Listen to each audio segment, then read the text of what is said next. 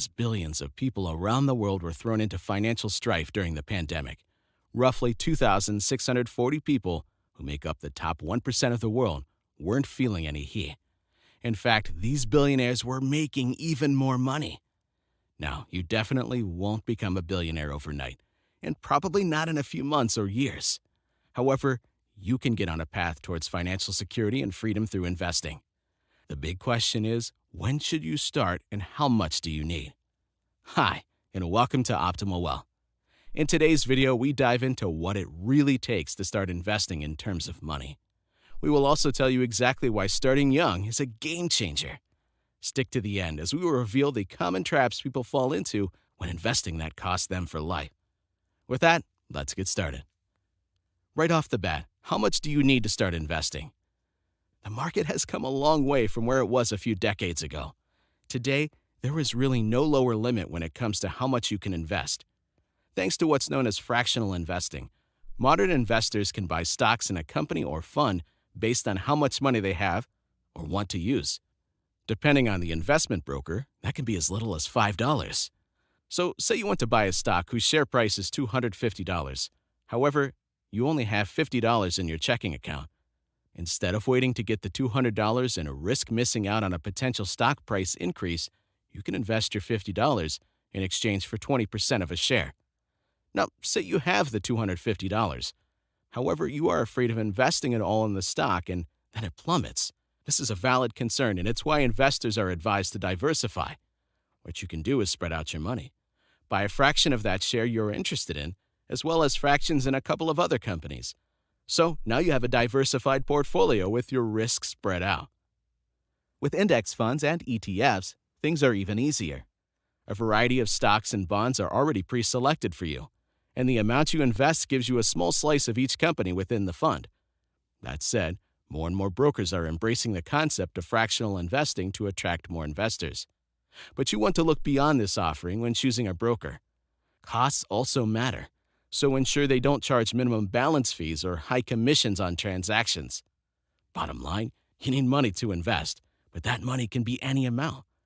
The best part is, your small amount begins to grow and multiply as soon as you invest it. All in all, the key to building substantial wealth is to keep contributing to your investment account to increase your investment and returns gradually. How much, you ask? Some experts recommend directing 15% to 25% of your post-tax income to your investment. With that in mind, there are a few things you should keep in mind before when deciding how much of your savings to use in buying stocks, bonds, or shares in a fund. Number 1, your debt level.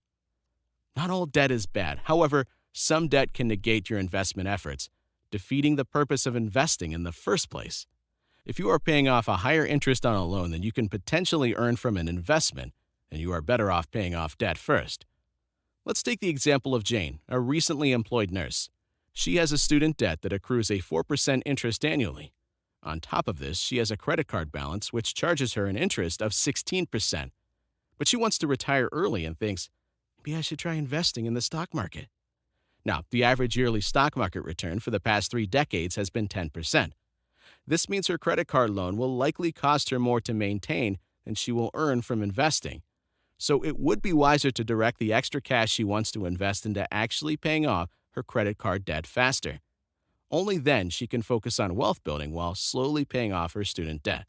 The rule of thumb is to pay off any loan with an interest rate greater than 6% before you even consider about a retirement plan. Number 2, your budget and spending. With investing, you want to have a long-term mindset. You're not putting your money in an investment account, hoping to make a killing in a week or a month.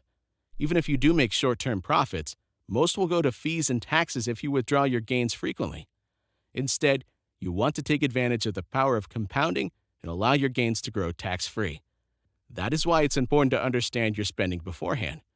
You don't want a situation where your money is tied up in 5-year bonds, yet you can't pay rent for the month. So make a budget based on your spending, including your basic and discretionary needs, to know how much you can comfortably put towards investing. Number 3, your emergency funds. Even with a budget, unexpected expenses can come up. For instance, you may lose your job, fall ill, or if you're an entrepreneur, your business may go through a rough patch. That is why you should have an emergency fund that can cater for at least 6 months of your expenses in case of a rainy day. If you have savings, subtract that amount before investing the rest. If you find that your emergency fund is insufficient, build it first, then invest. Now that we've cleared that up, what is the right age to actually start investing? You want to start investing when you're still young for a couple of reasons. For one, time is on your side. You may not have an impressive savings balance when you're young, but you have one thing going for you: ample time. You have more time to grow your wealth and, more importantly, room to make mistakes and recover. And since retirement isn't really knocking on your door, you can make investment decisions that require patience. You truly harness the power of compounding. Compounding, or the eighth wonder of the world, as Albert Einstein called it, allows you to gradually increase your returns by reinvesting your earnings. You only truly enjoy the power of compounding when you start young. You can start with a small investment.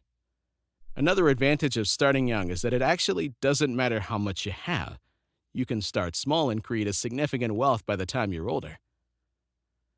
Your money will keep growing even if you stop adding more. If along the way your priorities change or your ability to save is diminished, what you initially saved will still continue to grow, assuming you don't withdraw it. The earlier you start, the lower the contributions you will need to make later. If you start investing in your 20s, you won't need to increase your contributions in, say, your 40s to have a good nest egg in your 60s. You could even scale down your contributions and still be in the safe zone. You have a higher risk tolerance, which equals higher potential returns. You have fewer worries and responsibilities when you are young. After all, retirement is ages away. This means you will be more risk tolerant, and more risk comes with a potential for higher returns. That said, investing can go terribly wrong if you fall into one or more of these traps. Buy investments that you don't understand simply because of the hype. Warren Buffett, the most successful investor of our time, cautions against this.